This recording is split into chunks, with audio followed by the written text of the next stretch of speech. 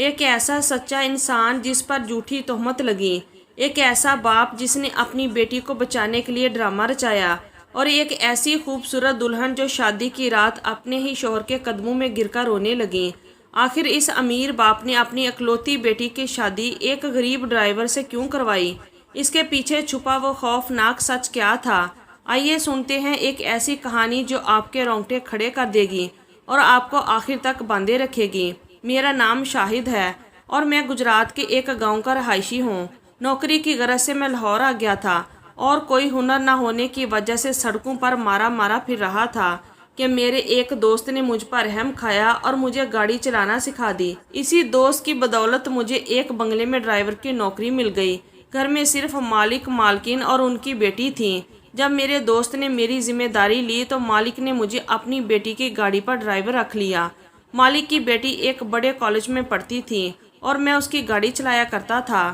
روز صبح اسے کالج چھوڑتا اور واپسی میں کالج سے لے کر بنگلے میں پہنچاتا۔ اکثر وہ شام میں اپنے دوستوں کی طرف نکل جاتی تو میں ہی اسے لانے لے جانے کا کام کرتا۔ ایک گاؤں والا ہونے کی وجہ سے میں عزت کے معاملے میں بہت ہی زیادہ سخت تھا۔ میں نے کبھی نظر اٹھا کر مالک کی بیٹی کی طرف نہیں دیکھا تھا۔ مالک کی بیٹی کا نام زارا تھا اور وہ ایک خوبصورت لڑکی تھی، لیکن میں ہمیشہ ہی نظر جھکا کر اسے بات کرتا۔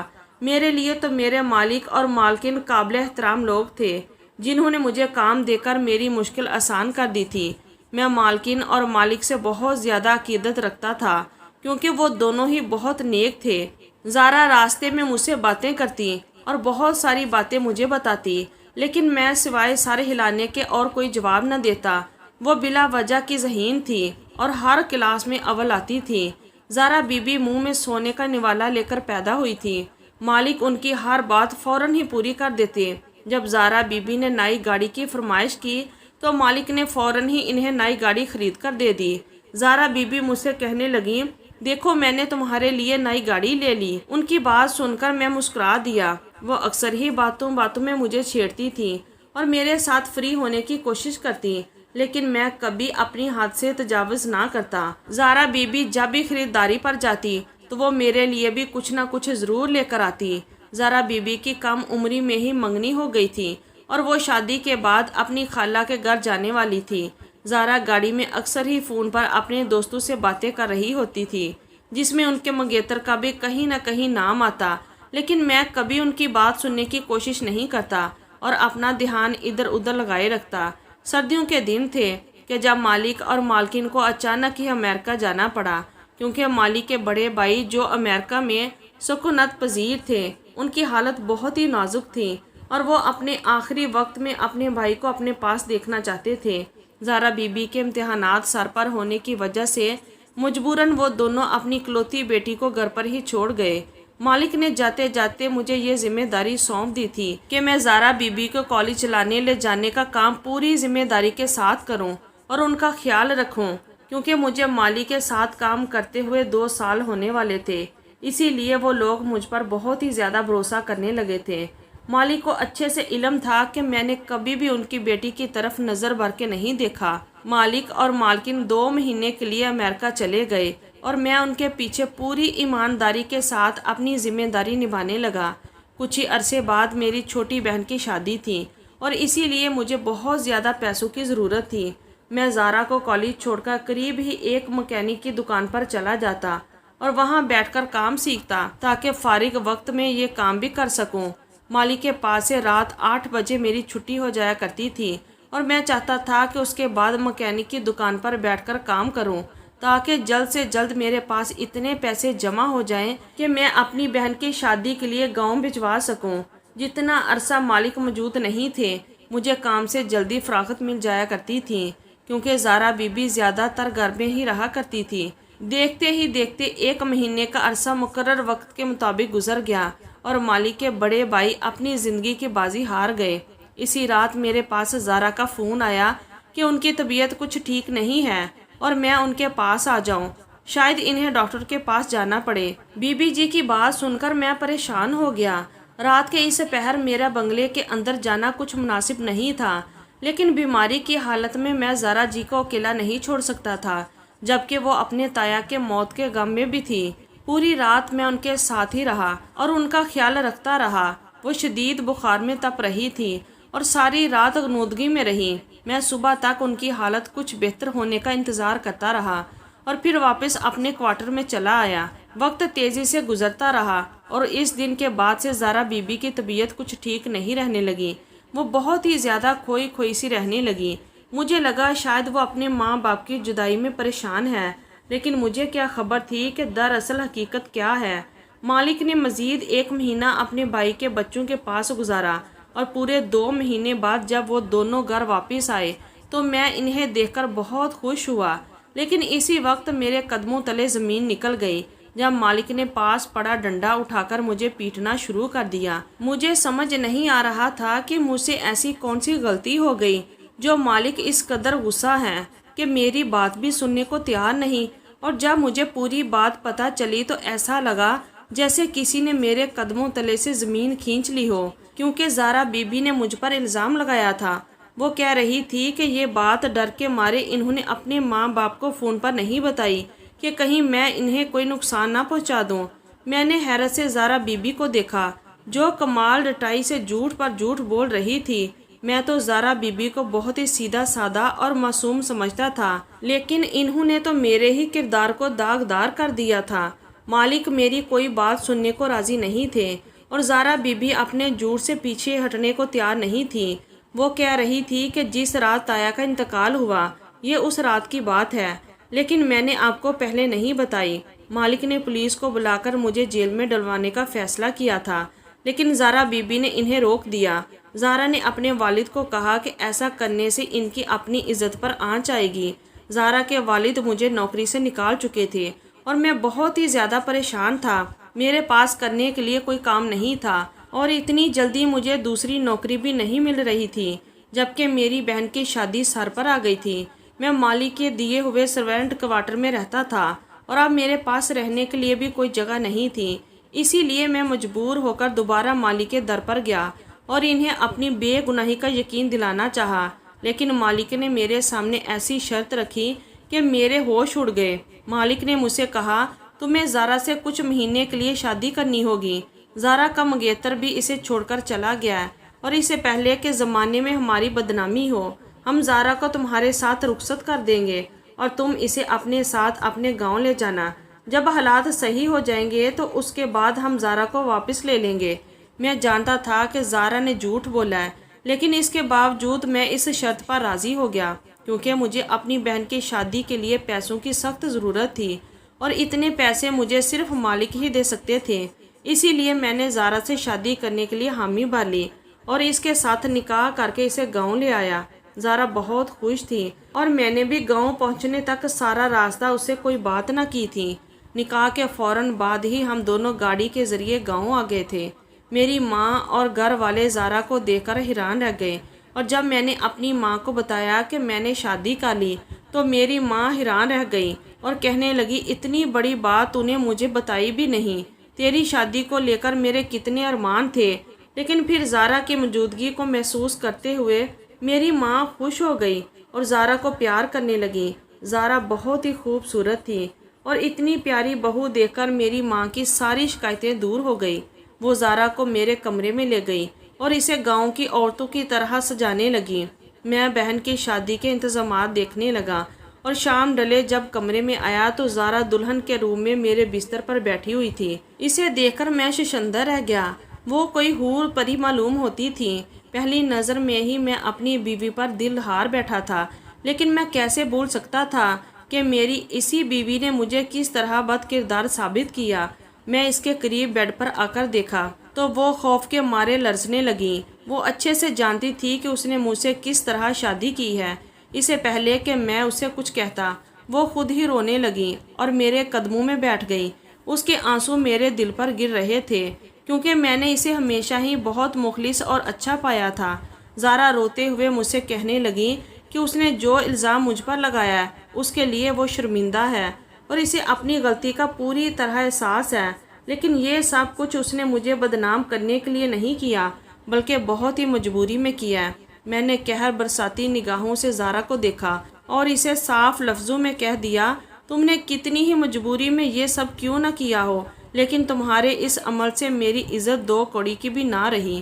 تم اپنے گناہ کو میرے سر تھوپ کر سرخرو ہو گئی، اور میں بے گناہ ہوتے ہوئے بھی اپنے مالک کی نظروں میں گر گیا۔ میں چاہ کر بھی تمہیں کبھی معاف نہیں کر پاؤں گا، لیکن میں اتنا کم ظرف نہیں ہوں کہ اپنے نکاح میں آئی عورت کے ساتھ کوئی زیادتی کروں۔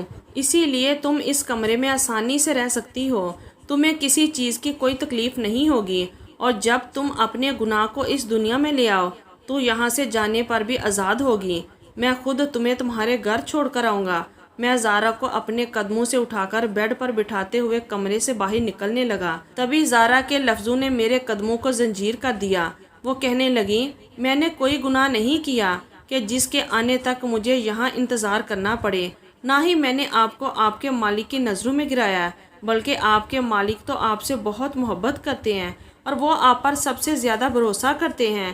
اسی لیے آپ کے مالک نے اپنی زندگی کی سب سے قیمتی چیز آپ کو سونپ دی اور مجھے یہ حکم دیا تھا کہ میں شادی کے بعد آپ کو ساری حقیقت بتا دوں۔ زارا کی باتوں نے مجھے حیران کر دیا تھا۔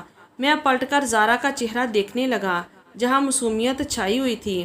وہ اس وقت ایک 20 سال کی معصوم سی لڑکی تھی جو نہ جانے کن حالات سے گزر رہی تھی۔ زارا کہنے لگی کہ اس کے والد نے مجھ سے یہ جھوٹ کہا ہے، اور اس کے والد نے یہ سب بہت مجبوری میں کیا ہے، کیونکہ وہ اپنی بیٹی کی جان بچانا چاہتے تھے۔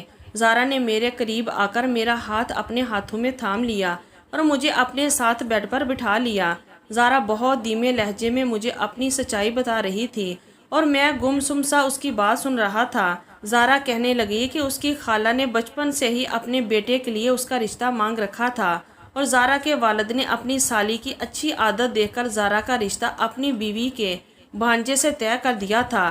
لیکن وقت گزرنے کے ساتھ ساتھ زارا کے والد کو اپنی غلطی کا احساس ہوا، کیونکہ زارا کا منگیتر شمیر ماں باپ کا اکلوتا بیٹا ہونے کی وجہ سے بہت ہی زیادہ بگڑ چکا تھا۔ اس کے پاس نہ ہی پیسے کی کمی تھی اور نہ ہی کوئی روک ٹوک کرنے والا تھا۔ شمیر کی والدہ کبھی بھی اپنے بیٹے کو غلط بات پر نہ ٹوکتی، اور جیسے جیسے شمیر عمر کی سیڑھیاں طے کرتا جا رہا تھا وہ مزید بگڑتا جا رہا تھا۔ زارا بتانے لگی کہ جن دنوں اس کے ماں باپ امریکہ گئے ہوئے تھے، شمیر نے کئی دفعہ اس کے ساتھ بدتمیزی کرنے کی کوشش کی، اور ایک دفعہ تو وہ نشے میں دھت گھر آیا اور زارا پر تشدد کرنا چاہا، لیکن اس نے خود کو کمرے میں بند کر کے بچا لیا، اور اسی خوف سے وہ بخار میں مبتلا ہو گئی۔ اسے سمجھ نہیں آ رہا تھا کہ وہ اپنے بچاؤ کے لیے کیا کرے، کیونکہ اسے خوف تھا کہ شمیر دوبارہ گھر میں داخل ہو سکتا ہے۔ اس لیے اس نے ساری رات مجھے اپنے کمرے میں بٹھائے رکھا۔ وہ شمیر سے کہیں زیادہ میرے کردار پر بھروسہ کرتی تھی۔ اپنے ماں باپ کے واپس آتے ہی اس نے ایک ایک بات اپنے باپ کو بتائی۔ زارا کے باپ نے شمیر کی ماں سے بات کی کہ وہ اپنے بیٹے کو سمجھائیں کہ جب زارا سے شادی کرنی ہے تو اس طرح کی حرکتیں کرنے کی کیا ضرورت ہے، لیکن شمیر کی ماں نے یہ کہہ کر بات ختم کر دی کہ بچے ہیں، تھوڑی بہت غلطیاں تو کرتے ہیں، زارا کیوں اتنے پرانے خیالات کی مالک ہے۔ زارا کہنے لگی کہ جب ابا کو احساس ہوا کہ انہوں نے کتنا بڑا غلط فیصلہ لیا ہے، کیونکہ شمیر کے اتنے زیادہ بگڑنے کے پیچھے کوئی اور نہیں بلکہ اس کی اپنی ماں ہے، تو وہ شادی کے بعد بھی ایسی گھٹیا حرکتیں کر سکتا ہے۔ میرے باپ نے جیسے ہی شمیر کے ساتھ میرا رشتہ ختم کرنے کی بات کی تو شمیر دھمکیوں پر اتر آیا، اور اس نے صاف صاف لفظوں میں کہا کہ وہ مجھے کسی صورت نہیں بخشے گا۔ ابا مجھے لے کر بہت زیادہ پریشان تھے کہ جب انہیں لانچ کے شیشے کے پار تم گاڑی صاف کرتے دکھائی دیے۔ میں نے ابا کو یہ بھی بتایا تھا کہ تایا کے انتقال والی رات تم نے ساری رات بیٹھ کر میری حفاظت کی تھی۔ ابا کو اندازہ ہو گیا تھا کہ تم ایک پختہ کردار کے مالک ہو، اس لیے ابا نے یہ فیصلہ کیا کہ وہ تم سے میری شادی کروا دیں اور شمیر سے فوری طور پر چھٹکارا حاصل کر لیں۔ لیکن شمیر یہ شادی اتنی آسانی سے نہیں ہونے دے سکتا تھا، اسی لیے ابا نے خالہ کو یہی بات بتائی، جھوٹا الزام لگایا۔ خالہ نے خود ہی یہ رشتہ توڑ دیا، کیونکہ وہ عزت دار لوگ ایسی لڑکی کو بہو نہیں بنا سکتے تھے۔ ابا تمہیں پہلے ہی روز ساری حقیقت بتا دینا چاہتے تھے، لیکن ابا کو ڈر تھا کہ اگر تم نے شادی سے منع کر دیا تو وہ کیا کریں گے، اسی لیے ابا نے جان بوجھ کر تمہیں دیکھتے ہی مارنا شروع کیا اور تم پر الزام لگایا اور تمہیں نوکری سے نکال دیا، کیونکہ ابا جانتے تھے کہ تمہیں پیسوں کی بہت ضرورت ہے۔ ابا کو یقین تھا کہ تم خود ہی پلٹ کر واپس آؤ گے تو وہ شادی کی شرط رکھ دیں گے۔ ابا کا منصوبہ کامیاب ہو گیا تھا، اور جب تمہیں شہر میں کوئی ٹھکانہ نہ ملا تو تم خود ابا کے در پر چلے آئے، اور ابا نے شادی کی بات رکھ کر اپنا مسئلہ حل کر لیا، اور ابا نے مجھے رخصت کر کے اسی لیے تمہارے ساتھ گاؤں بھیج دیا تاکہ ان کا بیٹا شمیر ہمیں کوئی نقصان نہ پہنچا سکے۔ ابا جانتے تھے کہ تم ایک بڑے ظرف کے مالک ہو، اور ساری سچائی جاننے کے بعد تم مجھے قبول کر لو گے۔ ابا کو دنیا کی پرکھ تھی، اور ابا پہلے ہی دن سے یہ کہتے تھے کہ تم بالکل بھی لالچی آدمی نہیں ہو، بلکہ ایک پختہ کردار کے نیک انسان ہو۔ تم چاہو تو میں یہ بات ثابت کر سکتی ہوں کہ میں پاک دامن ہوں۔ بہت مجبوری میں ابا نے مجھے تمہارے نکاح میں دے دیا ہے، اور میں نے اپنے پورے دل سے تم سے نکاح کیا ہے، کیونکہ میں خود بھی تمہاری اچھائی کی گواہ ہوں۔ ہو سکے تو مجھے اور میرے باپ کو بس ایک جھوٹ کے لیے معاف کر دو۔ زارا کی آنکھوں سے آنسو ٹپک رہے تھے، اور مجھے ان آنسوؤں میں ایک باپ بیٹی کی بے بسی دکھائی دے رہی تھی۔ زارا ایک بہت ہی پیاری لڑکی تھی، جسے شاید خدا نے اس طرح میرے نصیب میں لکھا تھا، اور اس کے پاک دامن ہونے پر تو مجھے اس وقت بھی یقین تھا جب وہ شدید بخار میں میرا ہاتھ تھامے سسک رہی تھی۔ میری ماں نے بہن کی شادی کی رسموں کے ساتھ ساتھ میری بھی شادی کی رسمیں شروع کر دیں۔ میں ہر دن اپنی بیوی کو گاؤں کے رسم و رواج کے حساب سے سجتا سمرتا دیکھ کر کھوسا جاتا تھا۔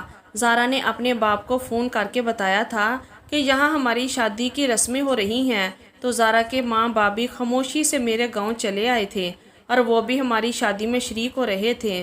میرے مالک نے آتے ہی ہاتھ جوڑ کر مجھ سے اپنے کیے کی معافی مانگی تھی، لیکن میں تو انہیں پہلے ہی معاف کر چکا تھا۔ میں خود ایک بہن کا بھائی تھا، اور مجھے اچھی طرح اندازہ تھا کہ کوئی بھی باپ یا بھائی اپنی بیٹی کی شادی کسی بھی ایسے شخص سے نہیں کر سکتا جو بد کردار ہو۔ جب بہن کی رخصتی کے بعد زارا کے والدین اسے واپس شہر لے جانے لگے تو زارا نے روتے ہوئے اپنے ابا کا ہاتھ چھوڑ دیا اور آ کر میری ماں کے گلے لگ گئی۔ اس نے سسکتے ہوئے کہا، ابا، میرا شہر اب یہی گاؤں ہے، اور میری دنیا اب شہد کے ساتھ ہے۔ زارا کا یہ فیصلہ سن کر میرے مالک کی آنکھوں میں خوشی کے آنسو آ گئے۔ انہوں نے میرا ہاتھ چوما اور کہا، شاہد، میں نے اپنی بیٹی تمہارے حوالے کر کے دنیا کا سب سے بہترین فیصلہ کیا تھا۔ میں نے زارا کا ہاتھ تھاما اور ہم دونوں نے مسکرا کر اپنی نئی اور سچی زندگی کا آغاز کر دیا، جہاں اب کوئی جھوٹ نہیں تھا، صرف محبت اور بھروسہ تھا۔ دوستو، اس کہانی سے ہمیں یہ سبق ملتا ہے کہ انسان کی سب سے بڑی دولت اس کا اچھا کردار ہوتی ہے، جو برے وقت میں بھی اس کی ڈھال بن جاتی ہے۔ اور دوسری بات یہ کہ بچوں کی قسمت کے فیصلے ان کے بچپن میں نہیں کرنے چاہیے، کیونکہ بڑے ہو کر وہ کون سا راستہ اختیار کریں گے یہ صرف وقت ہی بتاتا ہے۔ اگر آپ کو یہ سچی اور سبق آموز کہانی پسند آئی ہو تو ویڈیو کو لائک اور چینل کو ضرور سبسکرائب کیجیے گا۔ شکریہ۔ اللہ حافظ۔